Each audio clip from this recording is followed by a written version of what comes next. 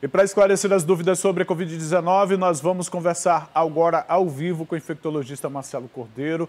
Olá, muito bom dia ao senhor. Obrigado por conversar com a gente aqui no Manhã Noir. A gente sabe que o senhor está enfrentando aí um plantão, eu imagino, muito intenso nesse combate à Covid-19, por isso a gente precisa agradecer pela disposição de falar conosco.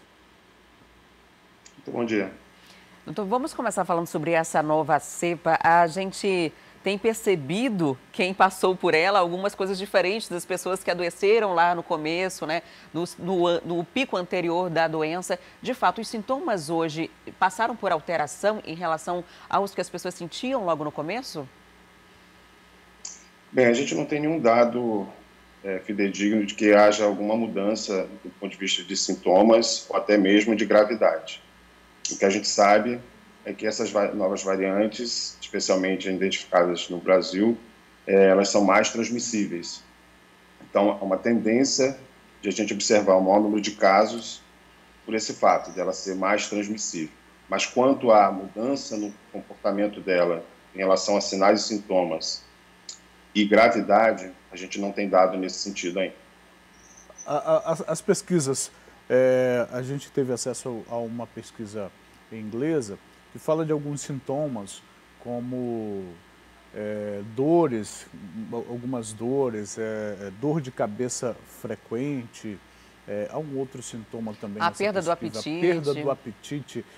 Essas pesquisas ainda estão em fase de comprovação, doutor? Ainda não tem nada tão certo como, por exemplo, como a falta de paladar e outros sintomas? Isso ainda não está comprovado?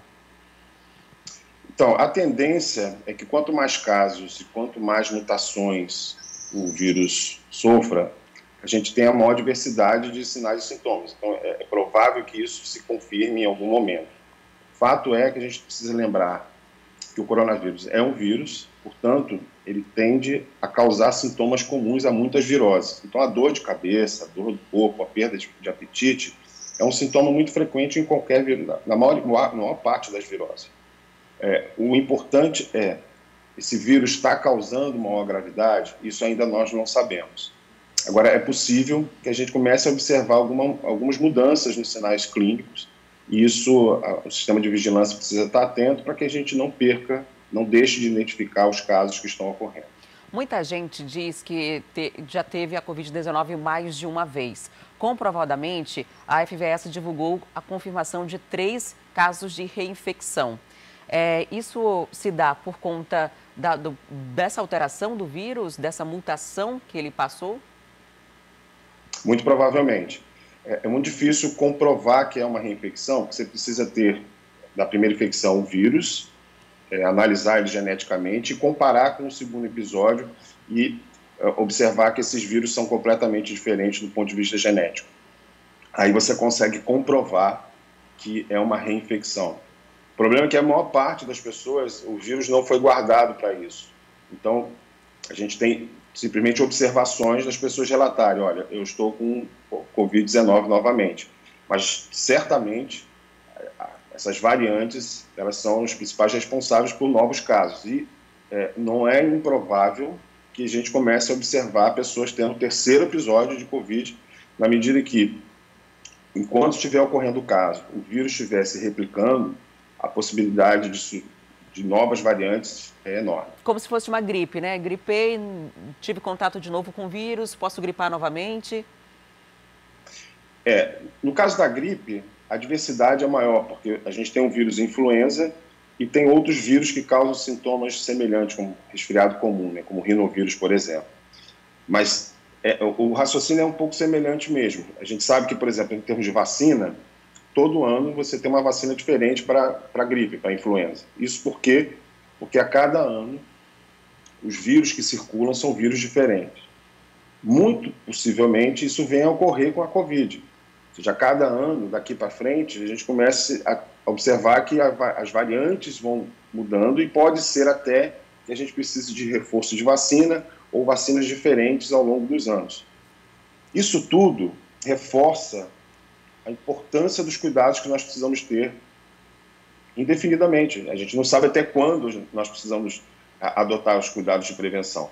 Justamente por isso, Porque quanto mais casos, maior o risco de ter mutação.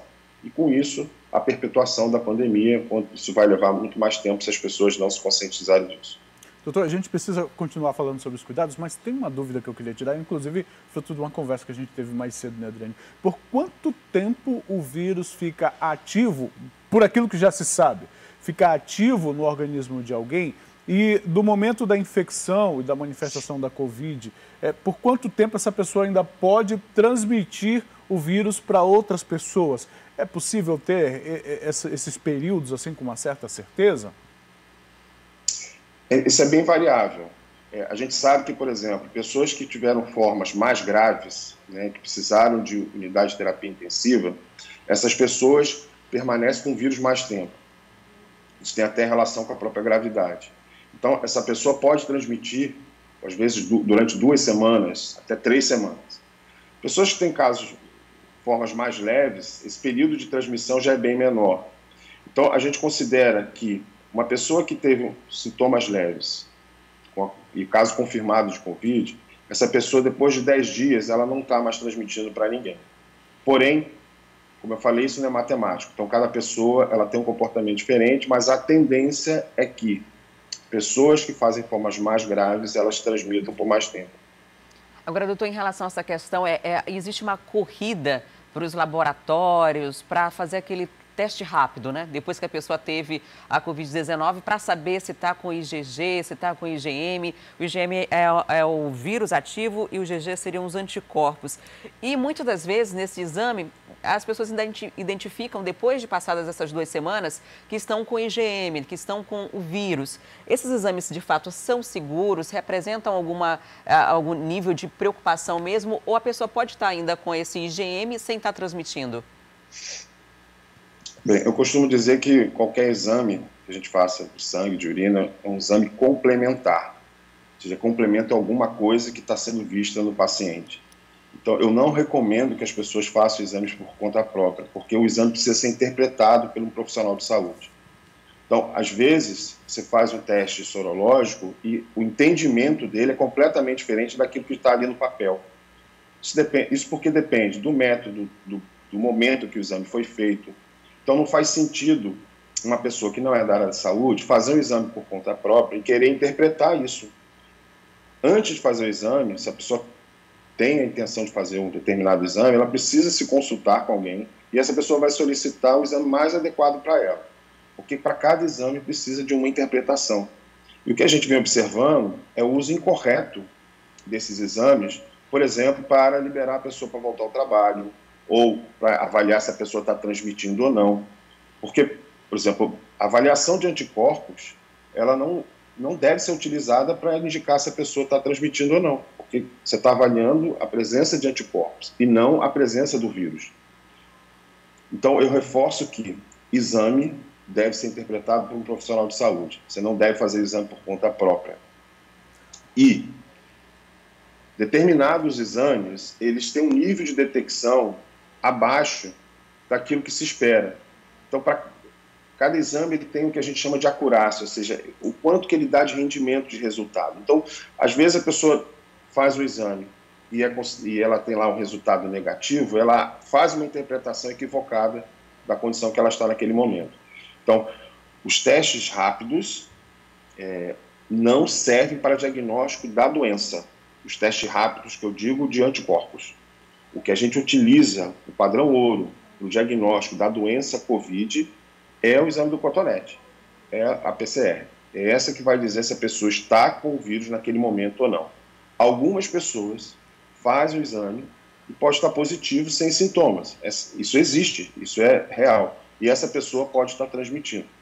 Por isso que sempre deve ser interpretado por um profissional de saúde. Agora, doutor, qual é a situação em que nós estamos inseridos em termos dessa epidemiologia? Hoje, por exemplo, saímos da fase roxa, estamos na fase vermelha no estado do Amazonas, mas como é que a população precisa encarar os cuidados em relação à Covid? A que risco nós ainda estamos expostos diante dessa pandemia? Eles são os mesmos, o uso de máscara, de álcool em gel, tem alguma outra coisa, alguma mudança nesse processo? Não, nada mudou. Os cuidados são os mesmos, os cuidados para as novas variantes são os mesmos e principal medida a ser tomada nesse momento é intensificar cada vez mais a vacinação. Então, essa deve ser a meta principal de todos. Então, para quem está na lista de prioridades, que está sendo convocado para vacinar, não pode deixar de se vacinar. E é importante as pessoas entenderem também que a vacina não é um passaporte. Ah, tomei a vacina, agora eu posso andar sem máscara, eu posso ir para os lugares. Não, não pode. Mesmo que você tome a segunda dose. Porque a vacina ela vai ajudar a te proteger para que você desenvolva forma grave e, eventualmente, adoecimento. Mas ela não vai evitar, nós não temos segurança de que ela vai evitar que você possa transmitir para outra pessoa. Então, até que a gente alcance uma cobertura de vacinal de 60% a 70% da população, mesmo os vacinados precisam continuar mantendo o mesmo tipo de cuidado. Uso de máscara, higienização das mãos, isolamento social.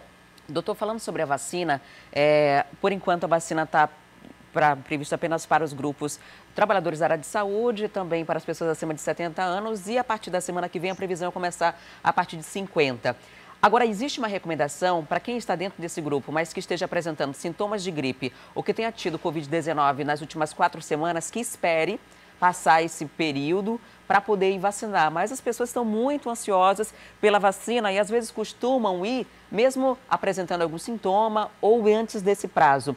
Qual é o risco de uma pessoa que esteja com sintomas gripais tomar a vacina ou ainda dentro desse período de 4 semanas de ter contato com o vírus?